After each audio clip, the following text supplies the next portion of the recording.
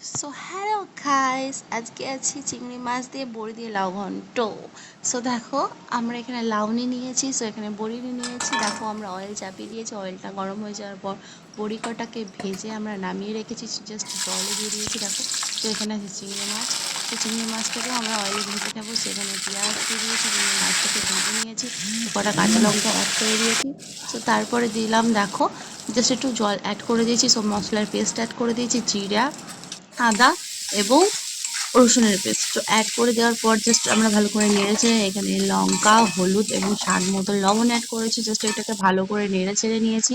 So নেড়েচেড়ার পর just বড়িটা ছিল ওটাকে আমরা ভালো করে ভেঙে নিয়েছি। সো ভেঙে নেওয়ার পর জাস্ট এটা এখানে অ্যাড করেছি। সো দেখো, একটু হালকা জল দিয়ে ভালো করে নেড়েচেড়ে কষার জন্য রেখে দিয়েছি। সো দেখো, আমাদের কষা হয়ে গেছে। সো হয়ে গেছে যখন অয়েল ছাড়বে, তো তার মধ্যে আমাদের অ্যাড করে দিতে হবে লাউটা। সো লাউটা অ্যাড করে দেওয়ার পর জাস্ট হালকা জল দিয়ে আমরা কষার জন্য ওটাকে। সো কমপ্লিট গাইস, লাউ ঘন্ট রেসিপি।